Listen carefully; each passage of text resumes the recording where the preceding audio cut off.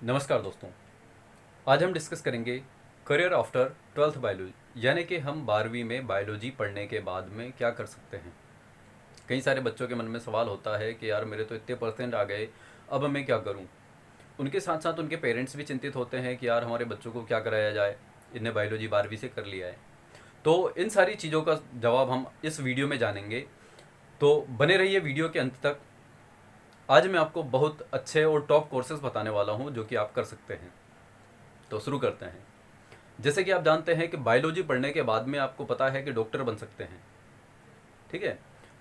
तो बहुत आसान नहीं है और बहुत ज़्यादा कठिन भी नहीं है, क्योंकि करने वाले भी इंसान ही होते हैं। तो शुरू करते हैं। डॉक्टर बनने के लिए क्या करना पड़ेगा आपको? डॉक्टर बनने के लिए एमबीबीएस करना पड़ता है। एमबीबीएस करने के लिए आपको नीट का एग्ज़ाम क्रैक करना पड़ता है। ठीक है। नीट का एग्ज़ाम क्रैक करने के बाद में आपको कई सारे गवर्नमेंट कॉलेजेस मिल सकते हैं। 5.5 साल का कोर्स होता है। ठीक है। तो ये हो गई डॉक्टर बनने की बात। अब यदि कोई बंदा एमबीबीएस नहीं कर पाता है, तो वो इससे थोड़ा सा इजी लेवल का एग्ज़ाम जो है वो पास कर सकता है। दूसरे नंबर का जो है BDS, bachelor of dental surgery. ठीक। ये कोर्स जो होता है ये भी 5 साल का है। इसमें 1 साल आपका इंटर्नशिप रहेगा, यानी कि इसमें ट्रेनिंग करना पड़ेगी आपको 1 साल। इस कोर्स के द्वारा भी आप डॉक्टर बन सकते हैं, लेकिन कौन से वाले? दंत चिकित्सक। ऐसा मत सोचना कि दंत चिकित्सक बनने के बाद में आपके पास में पेशेंट नहीं आएंगे। भाई ऐसा है कि यदि आपके पास में अच्छा नॉलेज है और आप बढ़िया ट्रीटमेंट करेंगे तो डेफिनेटली आपके पास पेशेंट आएंगे। ठीक है। इसके लिए भी आपको नीट का एग्ज़ाम क्रैक करना पड़ेगा। इसके बाद में जो तीसरा वाला कोर्स है जो कि आप कर सकते हैं वो है BAMS, यानी bachelor of Ayurveda medicine and surgery. ठीक है। ड्यूरेशन इसकी है 5.5 ईयर्स। इसमें एडमिशन के लिए आपको नीट का एग्ज़ाम क्रैक करना पड़ेगा।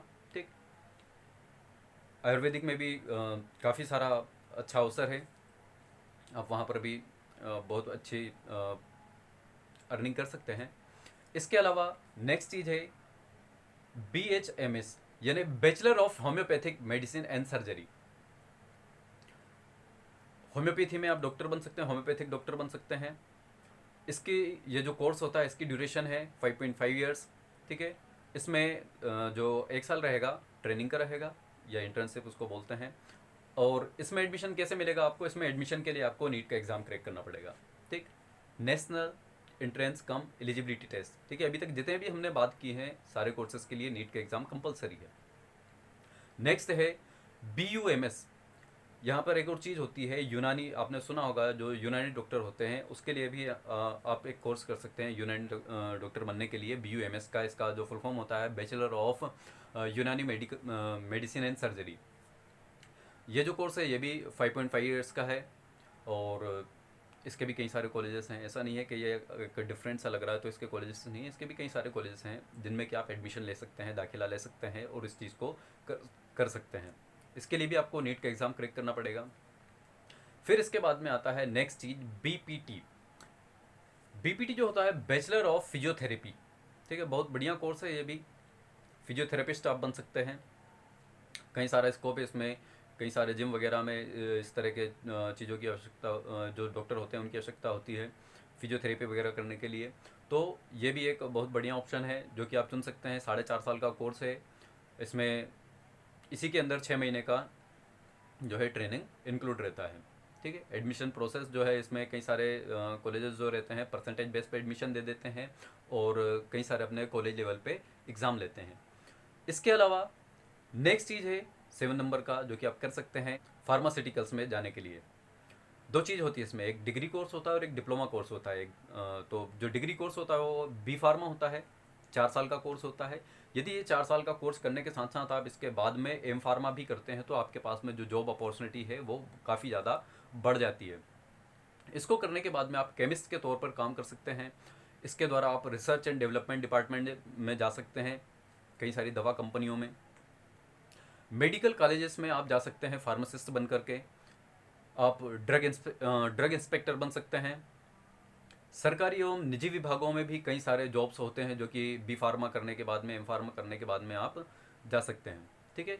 और इसके के साथ साथ आप बी फार्मा करने के बाद में अपना निजी मेडिकल खोल सकते हैं। ये बहुत अच्छी चीज़ है इसके अंदर कि यदि आप बी फार्मा कर लेते हैं तो आपका अपना निजी मेडिकल खोल सकते हैं, जो कि काफ़ी चलता है, आपको पता ही है। इसके लिए आपको लाइसेंस जनरेट करना पड़ता है, वो मिल जाता है आपको गवर्नमेंट से, उसके लिए अप्लाई करना पड़ता है, बाद की प्रोसेस है ये। इसी तरह डी फार्मा जो कि मैंने अभी बताया है, ये डिप्लोमा कोर्स होता है, इसके द्वारा भी आप अपना एक मेडिकल स्टोर खोल सकते हैं। बी फार्मा के बाद में आता है पैरामेडिकल की। यदि हम बात करें तो ये नेक्स्ट फील्ड आ जाती है पैरामेडिकल की। तो इसमें दो चीज़ें होती हैं, BMLT और DMLT। BMLT यानी bachelor in medical laboratory technology, ठीक है। अब ये एक डिग्री कोर्स है, ठीक है। जबकि जो DMLT होता है ये एक डिप्लोमा कोर्स होता है। DMLT यानी होता है diploma in medical laboratory, difference है थोड़ा। तो BMLT करने के बाद में आप क्या कर सकते हैं, इसमें आप लैब टेक्नीशियन बन सकते हैं, पैथोलॉजिस्ट बन सकते हैं, ठीक है, और इसमें मेडिकल असिस्टेंट बन सकते हैं आप। तो इसको करने के लिए आपको कोर्स करने के लिए आपको जो कॉलेजेस रहते हैं उनमें डायरेक्ट एडमिशन मिल जाता है परसेंटेज बेस पे, या फिर कॉलेज लेवल पे जो इंट्रेंस होता है उसके आधार पर आपको एडमिशन मिल जाता है। इसका जो ड्यूरेशन है वो होता है 3.5 ईयर्स का। जो DMLT कोर्स होता है 2 साल का डिप्लोमा कोर्स होता है, ये भी लैब टेक्नीशियन वगैरह आप इसके द्वारा बन सकते हैं। अब इसके बाद में जो आता है वो होता है BSc नर्सिंग का कोर्स, ठीक है। कई सारे कॉलेजेस इसको करवाते हैं, तो ये भी कॉलेज लेवल पे जो एंट्रेंस होता है उसके द्वारा मिल जाता है, या फिर परसेंटेज बेस पे आप इसमें चयन हो सकते हैं। 4 साल का कोर्स होता है, इसके द्वारा आप अपनी सर्विस दे सकते हैं एज ए नर्स।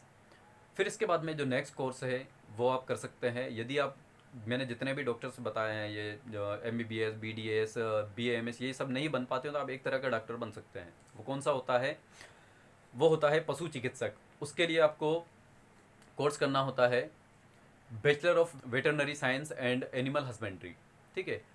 आजकल इस तरह के जो डॉक्टर होते हैं, एनिमल जो होते हैं उनको ट्रीट करने वाले डॉक्टर होते हैं, उनकी भी काफ़ी डिमांड है। तो ऐसा तो है नहीं कि बीमार नहीं होंगे, बीमार होते हैं, तो इनका ट्रीटमेंट कराने के लिए उसको MBBS के पास थोड़े नहीं जाना पड़ेगा, उसके लिए किसी ऐसे डॉक्टर के पास जाना पड़ेगा जो कि उसका ट्रीटमेंट कर दे। तो उसके लिए होता है वेटरनरी डॉक्टर, ठीक है। तो इसके लिए कोर्स होता है bachelor of veterinary science and animal husbandry का, जो कि आप कर सकते हैं। 5 साल का कोर्स होता है। यही नहीं, इसके द्वारा आप गवर्नमेंट डॉक्टर भी बन सकते हैं। कैसे? एनिमल डॉक्टर, ठीक है। और इस चीज़ के बाद में नेक्स्ट चीज़ जो कि आप कर सकते हैं, जो कि बहुत सारे बच्चे करते हैं, BSc bachelor of science. Bachelor of science जो होता है किसी एक विषय में नहीं होता है। बायोलॉजी जो है बहुत विशाल विषय है, यानी बहुत ह्यूज है। इसके अंदर कई सारी ब्रांचेस हैं, biotechnology, biochemistry, genetics, microbiology, there are so many branches over here जो कि आप कर सकते हैं। डिपेंड करता है कि आपको क्या अच्छा लगता है, ठीक है। ये तो BSc आप कर सकते हैं। अब BSc करने के बाद कर क्या सकते हैं, ये भी तो है। हम BSc यदि कर भी लिए तो उसका क्या मतलब है। देखो, BSc करने के बाद में आप कई सारे ग्रेजुएशन लेवल पे जो एग्ज़ाम निकलते हैं गवर्नमेंट के, जैसे कि बैंक के होते हैं, SSC होता है, रेलवे होता है, और भी कई सारे एग्ज़ाम कई सारे विभागों में आते हैं। तो आप उनमें बैठ सकते हैं, एग्ज़ाम निकाल कर आप गवर्नमेंट जॉब हासिल कर सकते हैं BSc करने के बाद में। इसके बाद में नेक्स्ट चीज़ है, आप टीचिंग में अपना करियर बना सकते हैं। आप स्कूल में टीचिंग कर सकते हैं, कॉलेजेस में टीचिंग कर सकते हैं।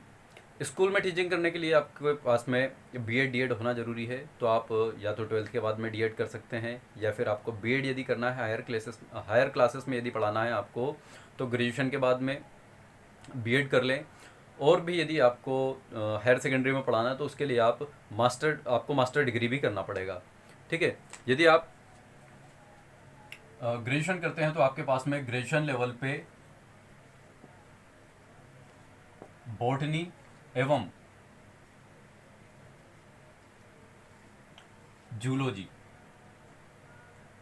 कौन से लेवल पे? Under graduation.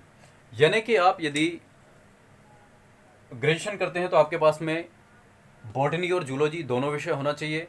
और यदि आप फिर इसके बाद में हायर सेकेंडरी में पढ़ाना चाहते हैं तो PG लेवल पे आपके पास में बॉटनी और जूलॉजी दोनों में से किसी एक विषय में आप क्या कर सकते हैं, मास्टर डिग्री कर सकते हैं। दोनों में से किसी एक विषय में मास्टर डिग्री कर सकते हैं, जिससे कि आप 12वीं क्लास को बायोलॉजी विषय पढ़ा सकते हैं। ठीक है। और यदि आप कॉलेज में पढ़ाना चाहते हैं कॉलेज में पढ़ाने के लिए आपके पास में नेट का एग्ज़ाम क्वालिफाई करना पड़ेगा, ठीक है। तो ये सारी चीज़ें होती हैं पढ़ाने के बारे में। फिर इसके बाद में एक और मज़ेदार चीज़ आती है जो कि आप कर सकते हैं, बहुत इंटरेस्टिंग है, ठीक है। सिविल सर्विसेज, प्रशासनिक सेवा, ठीक है भाई, बहुत अच्छी चीज़ है ये। थिंक हायर अचीव हायर, बड़ा सोचो बड़ा पाओ, लोग सल्यूट करेंगे आपको, ठीक है। यदि आप प्रशासनिक सेवा में जाते हैं, IAS IPS अफसर बन जाते हैं तो, ठीक है। तो इसमें मेहनत करना पड़ेगा थोड़ा, ठीक है। तो प्रशासनिक सेवा में भी आप जा सकते हैं। इसके बाद में एक और चीज़ है, इन सारी चीज़ों के अलावा जो मैंने बताई अभी, इन सारी चीज़ों के अलावा एक और चीज़ है जो कि आप कर सकते हैं, जैसे कि मनोचिकित्सक होता है, वो बन सकते हैं आप लोग, ठीक है। तो उसके लिए आपके पास में जो भी कोर्स होता है उससे रिलेटेड वो करना होगा, ठीक है। मनोचिकित्सक आप बन सकते हैं, क्योंकि भाई क्या है कि वर्तमान समय बहुत टेंशन वाला समय है। बहुत सारे लोग क्या रहते हैं, टेंशन में रहते हैं, डिप्रेशन में रहते हैं, तो उनको तनाव से उभारने के लिए मनोचिकित्सक ही होता है, ठीक है, साइकेट्रिक्स, वो कोर्स आप कर सकते हैं, ठीक। तो ये सारी चीज़ें थी करियर के बारे में कि 12th के बाद में हम क्या कर सकते हैं बायोलॉजी में।